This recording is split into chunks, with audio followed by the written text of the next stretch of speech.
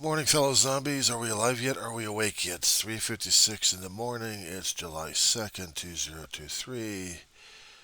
We were done sea in the hothouse, but not as hot as everywhere else. But out here in the Southland, it's plenty warm. Outside currently, it's about 73 degrees. It's comfortable enough outside. Finally cooled down. Took it hours. But we know we're going to be setting back up again for the temperature blast. Meanwhile, I'm still avoiding the topics just yet. And I was thinking of a lot of things to take care of. And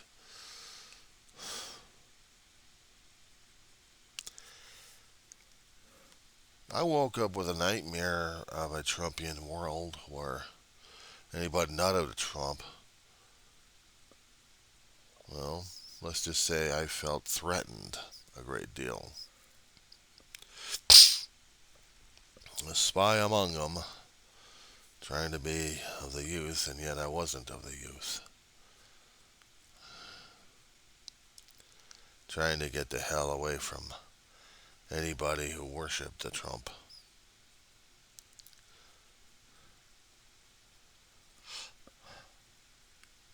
You know, it scares me that a world like ours right now would be turning into that kind of malevolence, and it's nerve wracking, to say the least. Well, so much for personal stuff. Anything else on the agendas these days? Well, trying to stay the hell away from all the hoopla of things. We are dealing with the Trumpian world and reality check. And we're also dealing with how life is right now. Uncertain about our own personal things going on. I was hearing a few, actually coming across a few news articles before I went to bed that kind of rattled my cage a bit. Yesterday, Greg Abbott of Texas, schmuck governor of a hot frying pan, he's sending his people along, and we got the gist of it. We got at least 47 more migrants coming into our county as it is. We're already having issues enough with neighborhoods trying to deal with homeless populations expanding left and right. We have to find housing for these people? Because Greg Abbott wants to make it a big deal about border towns on his state, sending again people over to us one more time. This is crazy. We're already a border state. We are already a border state. We get immigrants coming across the borders one way or another, either by smuggling tunnels or through our gates or maybe through another way. But we don't have the gates out there. We don't have the wall. So this is, I don't know what the hell he's doing, except trying to show what kind of a schmuck he is compared to Florida and their way of sending people across the borders, hijacking people and sending them over to. We should be throwing these guys through the legal system of trying them on this. Problem is, would it be a civil rights situation or an immigration situation? We are talking about federal laws being violated over here. Oh, freaking believable. Well, it's just nice to hear switch on CNN just to see what the hell's going on. I'm going to be bellyaching about Greg Abbott and his bullshit and Governor Sanctimonious out in the of a flooding handle of the United States. We come across Baltimore going through their own damn shooting, a block party of a sort. 2 dead, 3 in critical condition, 28 injured. And they're still trying to gather what the hell happened. This happened around midnight. And there was a lot of people over there. So it's going to take a long time for this to get processed. And we don't know why. I don't get it.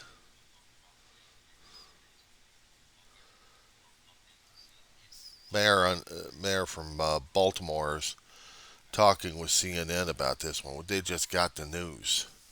So it's going to take them a while to get this damn thing processed before anybody else knows anything about it. They're working on leads.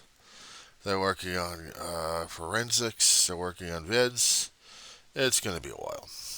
Meanwhile, getting back to the border situation.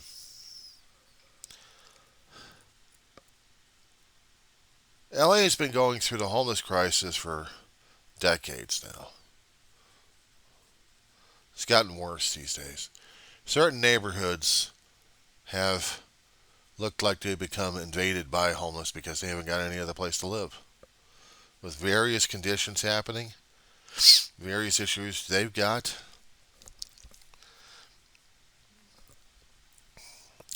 there's no specific thing to put you into a homeless situation, except maybe to put you in a situation where you no longer have a place to live and you have to make a camp for yourself.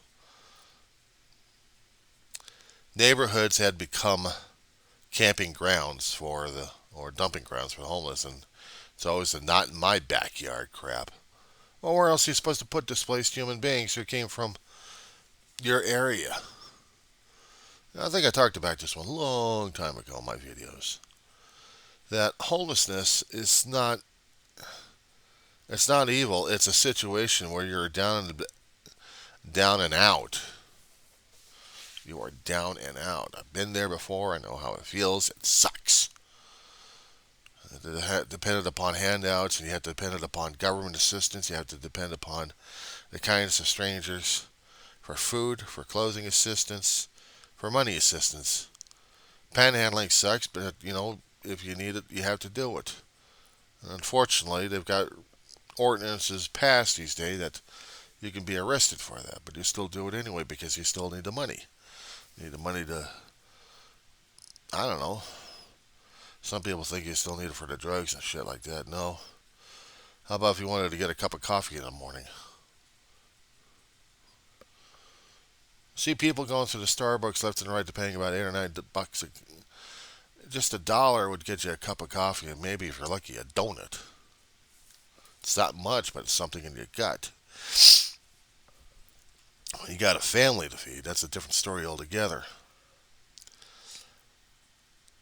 Food giveaway places are the areas that, and resource centers are the areas that get congested like crazy. But in the meanwhile, they're sticking with their own. But they don't even trust their own because you don't know if you've got mental health issues happening next door or drug abuse or even a physical abuser. Or worse is the public. Business owners, homeowners, people on the street. You don't trust them. You need help. You come across with an empty palm saying, please help.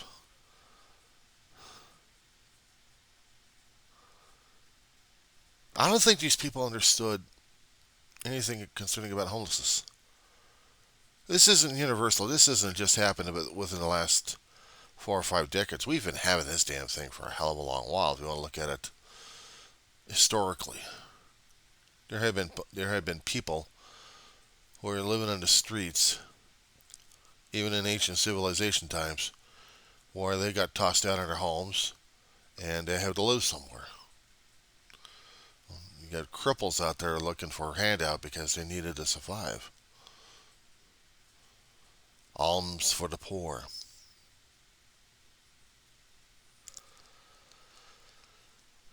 So it is universal at this point. Other people want you to get a job. Other people think you need to work. Well, what happens about this one? You're an engineer.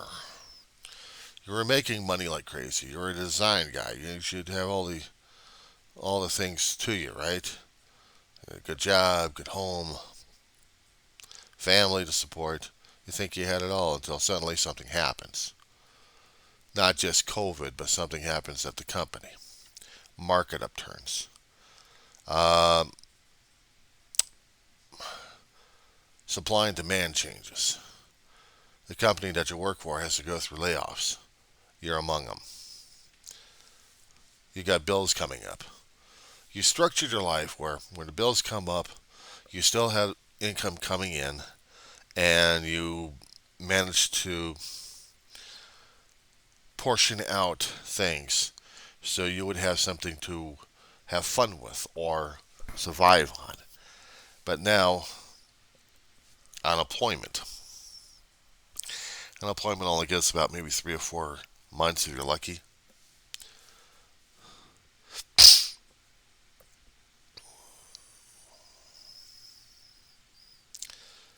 And by this time,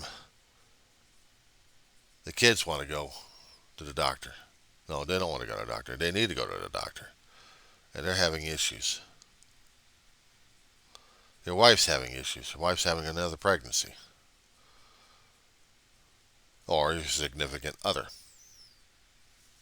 is having issues that needs to be taken care of. Maybe you've got a medical condition that still needs to be taken care of. You got these things popping up left and right. You got a mortgage that's due. Or in another situation, you have rent that's due. And if you can't keep up with the rent, they're going to start the eviction process. Oh dear, what do you do now? Here comes the eviction. You get the payment, you get a 3-day pay or quit. Usually in apartment complexes, that's what happens. A 3-day pay or quit. I'm sorry, what was I going to do at this point? I got no money coming in. I'm parceling out what I need to keep my family fed and to keep the bill creditors off my ass. I mean, I owe in energy, I owe in water, I owe in gas, I owe in telecommunications, I owe in a lot of places. People are sticking their hands out. We want the money now. Come on. You got your creditors that you're working with at this point over here. So I'm sorry, but you're a bad credit right now.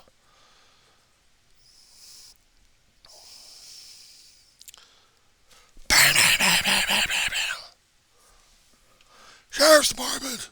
Or, please, open the door. What do you want? This is an eviction notice. 3 days. I don't have a place to live. Well, that's not my problem, is it?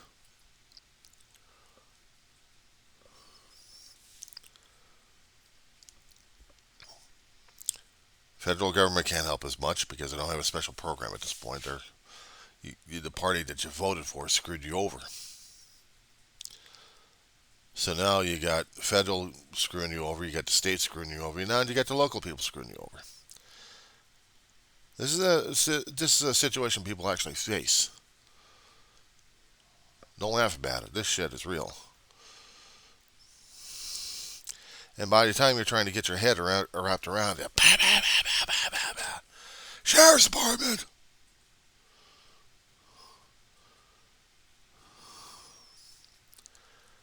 Wait a second. I can't. You're out of here now. Grab what you can and get out now. I haven't got a car. Got repossessed. Couldn't keep up with the payments. It's not my problem. Out. Surely you can give us a little bit more time. The court said. This is a court order. You went through the court proceedings. You tried to argue your case. The judge said no. Out. We haven't got any place to live. It's not my problem.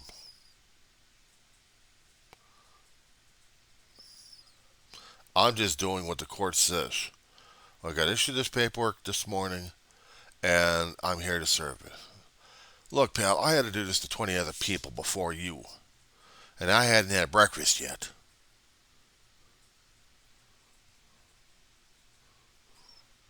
So get your ass, get your family, get them out of here now.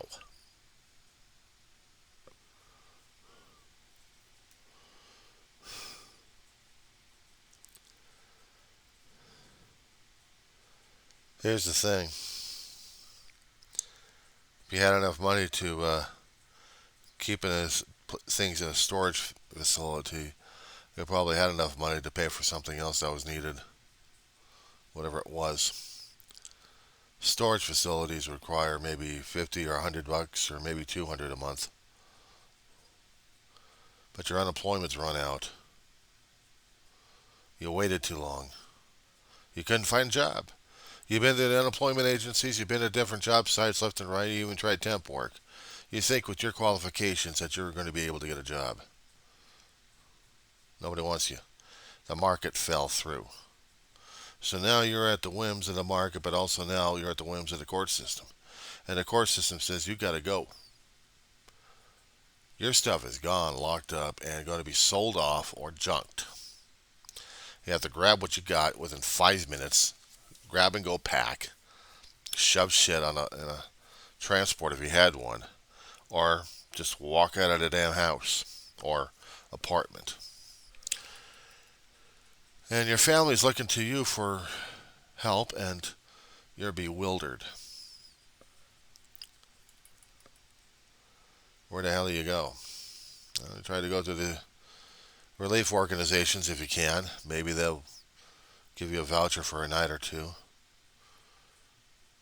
If there was a program in your area that gave temporary relief for about a couple of weeks, that's fine, but you still lost your stuff. It's locked up, no longer yours. All those memories, all those items that you loved, gone. Well, if you were really going to be going into hock at this point over here and threaten to have the law down on your ass, you keep a U-Haul truck with your personal belongings in the damn thing. Keep it well past the time limit and be threatened by law enforcement to ticket and arrest. Keep it long enough, you get ticketed. Really keep it for stolen, and your grand theft right there, you've got prison. Because you needed something to keep your stuff in. Try this. Kindness of others, that you're actually able to get a motel room, if you're lucky. If you're lucky. One night stay, maybe through a voucher, and you're going through a relief organization that could try helping you out if you had a special program out there doing that. May give you a night or two to figure things out, to enjoy a hot shower and a bed. And after that, you got to get kicked out. And then you're back into that. You're back outside again.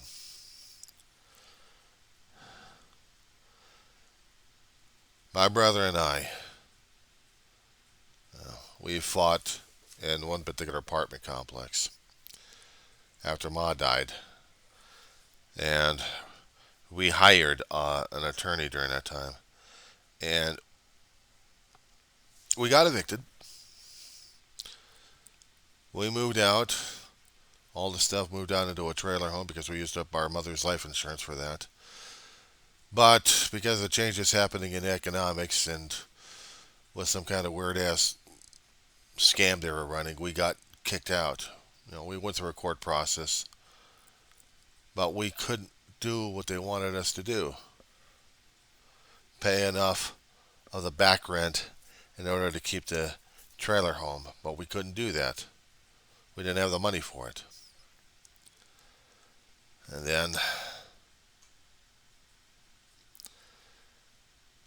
then we get the eviction. We get the eviction from the sheriff's department. Where the sheriff's department. By this time, we had already sold a portion of our worldly goods. Just wasn't worth it. Just wasn't enough of it. Just wasn't enough to satisfy. Not even. And they kicked us out. We had managed prior to that to rent a U-Haul truck to store our stuff in it. I think there was a time we went back to get our stuff out of the. We got what we could before we got locked. And we had a rental truck for a few days. We took it over to the Salvation Army, Mojave. Talked to them what the situation was. They could try finding. Well, they were going to be working on it. The veteran guy up there, the veteran relief person over there. She was in contact with some of her resources, but it would take us about a month to get another apartment, which meant we would need to live on the street for about a month. My brother wasn't going to live on the street for about a month. We lived it on it about 2 days. I've come across people who have lived out there for months and years on the streets, surviving by the wits and good graces. Before you had the NIMBYs and the government and other people going, "You're out of here! Move your shit!" Or you hear the bobcats with the shovels just pushing shit out. First, you had the law enforcement to throw your ass out, and then you had the bobcats to toss out everything else that you had, putting them into a dumpster.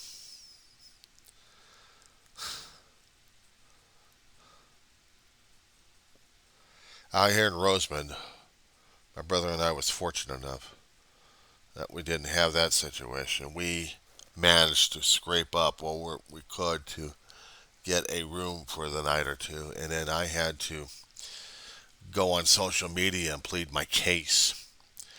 Because of my brother's veteran situation, we were gathering the sympathies of the veterans in the area to help pay for nearly a month of rent. We used up our good graces with our friends and our family. They couldn't help us. Hell, they didn't even want to help us. They had their own issues. I guess it was the last time we'd actually asked for help from them, and they didn't even bother. But the good graces of strangers had helped us out.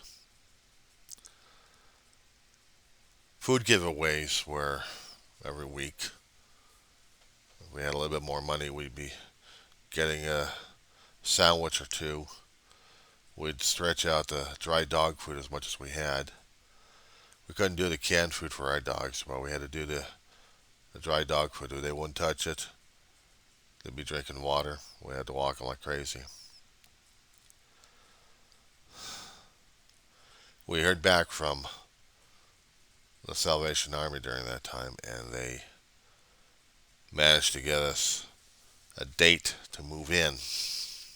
We would have to meet the management. My brother was still receiving Social Security, so managing that every month was a struggle enough. We still had the bills paid for the motel room for the kindness of strangers. So we got into the place where we had. Now we also had to have more kindness of strangers to help us make a place livable. At least a couple of beds, table, chairs. The food, we still had to get our own. Well, we kept going to food giveaways to survive on. At one time, we also had stuff in the storage room that my brother and I managed to get during this crisis of ours before we got tossed out, and managed to put stuff, whatever we could, into the storage place.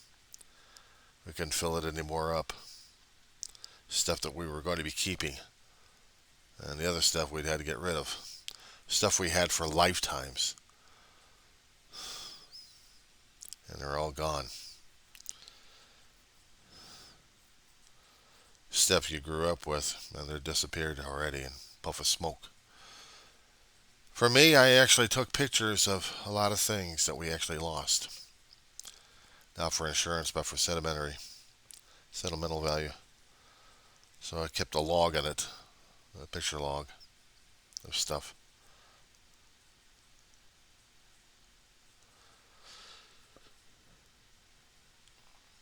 The uncertainty of each day, even though we actually had a theoretical roof over the head, and we had a bed, and we had a shower. Our clothes, that's a different thing altogether. Where we needed to get clean clothes. Didn't have the money for it, so we stink. Well, we actually did have a little bit of money. We started using a washing machine, thank God. We actually had dishes saved in a storage room, actually in a storage place. Those friends I told you about. When we got in tables and beds, we also got in our cookware and a few other stuff out of the storage place that we needed, and try to make this apartment livable.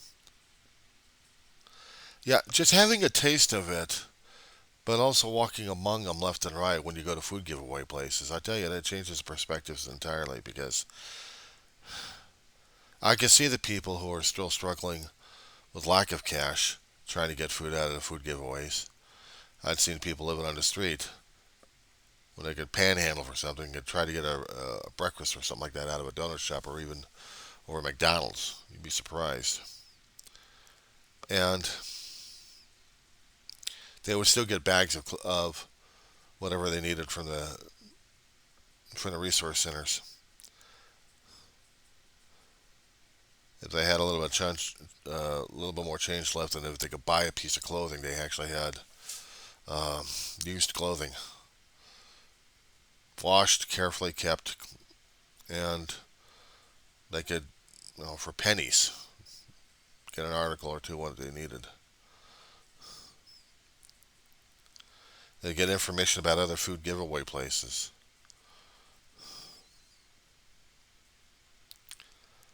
I'd seen these people wait in hot weather, almost dying just to get a crust of bread if they had to, or a bag of groceries that'll help them out maybe for about a day, or maybe they stretched it out 3 or 4 days. And sometimes these food giveaway places would only have you can only get the stuff once a month. So you had to keep traveling to different places left and right. You had to keep going to different places left and right to get whatever kind of substance you had because they all had their own time limits. I mean, there are places that you can keep going every week. We had them out here in Roseman. I think we still do in different areas now. Salvation Army pulled up their stakes years ago out of Mojave, so we no longer get food giveaways from these guys or any help or assistance. It's basically out into Tehachapi now or worse. So we don't get Salvation Army out here anymore. Because of certain financial situations or anything else happening with these guys, not even security issues happened that they no longer felt safe and secure in Mojave, so they had to close up office. So we don't know whether or not we're going to actually get any help or anything else from these guys. I was grateful to them. I was grateful to the Salvation Army trying to help us out a little bit here.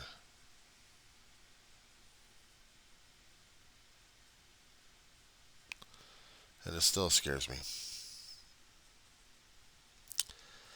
It scares me that when we actually had the budget crisis going on, actually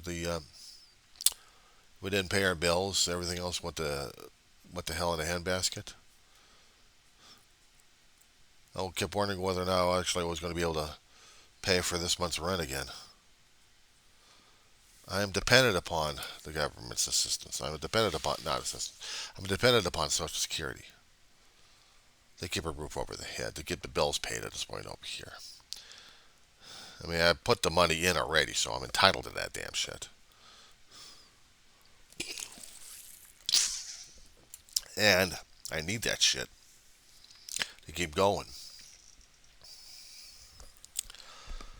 It's not that easy dealing with lack of funds. It's not that easy dealing with fixed income. I've heard the horror stories, and the problem is when you see the horror stories in front of you, it scares you even more. Because now I gotta deal with this shit. I've got to be aware of what I'm doing these days. How much do I have per month to spend on transportation? I got it budgeted where the rent always comes first. Maya drilled that into me and my brother a great deal. Always the rent. And then everything else is negotiable. You can always do the partial payments whenever you could for telecommunications. They want it up front, basically. But places like Edison and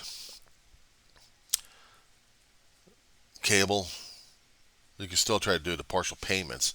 But as long as you're trying to make the payments, they will say something about it, but not really. That does affect your credit rating, though, because they do report this to the credit companies. At least you're making payments of it, but not full. I managed to try to do that. It hasn't been easy. It wasn't supposed to be easy. It was supposed to be there. But now, these days, I gotta deal and cope with what the hell's going on. And it's frightening. See, I relate more with the people every time I keep seeing about the homeless situation, and people yelling at them saying that you can't be here. You can't be here. Not in my backyard. Not in my front yard. Not anywhere near me. You can't be here. And these people don't realize that they're going to be ending up the same damn way. All those NIMBYs have a 50-50 chance of being on the damn streets. And they don't get it. You take advantage and you just be blasé about the whole damn situation. You can't be blasé about the whole situation. You have to understand what the situation is. Markets change regarding your employment.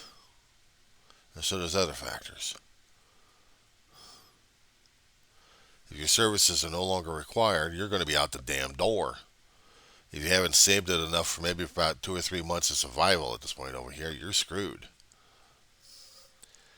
And if the banks won't help you out, you're really screwed on this one. If you can't work with your creditors, well, I can't say how deeper in the hole you're going to be.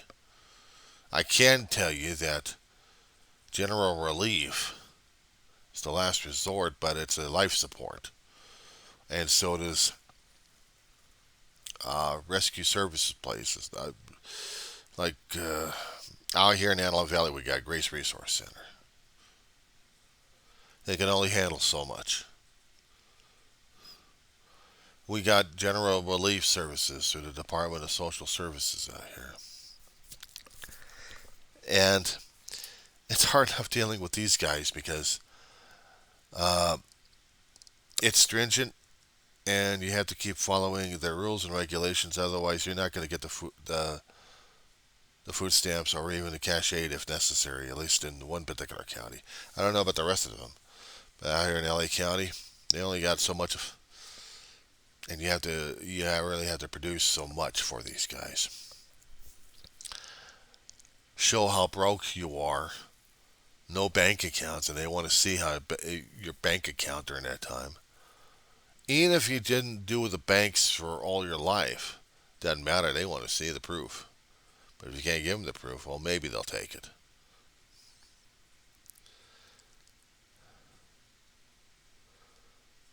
And then you got to go through the stringent paperwork process on that one. I did earlier videos about a few years ago about that one. Man, it was a nightmare going through that shit. It's probably even worse now. But the thing of it is, you're trying to do it for survival. If you have a family, you'll get a greater amount. But if you're just for your solo, and you got to be stringent and skinflint on this one here. You have to be micromanaging every damn cent you get. Get so much for the food stamps, depending upon your last income. And whether or not if you actually reached a threshold or not. See, they're also dependent upon the federal government's figures, facts and figures that may or may not have changed over the past decade or two. And the facts and figures every 10 years matter because they're depending upon the U.S. Census report. Everybody's depending upon everybody else's government bureaucracy, whether or not the report was accurate or not. Whether or not you're actually going to get more money or less money. If you're going to get any state help or no state help. If you reach a certain threshold, you're going to get maybe a few bucks if necessary for food stamps. If you did make any of that kind of money, maybe a little bit more on the food stamps, depending on the county that you go to, or the county that you live in, actually. It gets harder and harder to deal with this kind of stuff. It's not easy being homeless. You may live in a park maybe for about a year, or maybe at the beach for a year, and you think you're a beachcomber and this is going to be the rest of your life. And then you have law enforcement and people telling you got to leave. I mean, hell, it's nice if you actually had a vehicle to do that. And you actually filled it up with gas and maybe it's still working. Maybe you can move off. But if you're stuck, you're stuck. And then you got to move off and you got people. Either you're going to get a little bit of a handout here and there, but you can't live in their area. You can't live in their neighborhood because you bring down the property values. And these people don't even realize that one of these here days they're going to be ending up in the same situation. They're going to be running into the same problem. That's what I keep telling people. You got to be grateful for what you got right now because you don't know when your luck is going to be changing at this point. It's scary as hell. I deal with a reality check at this point over here, and people don't like it.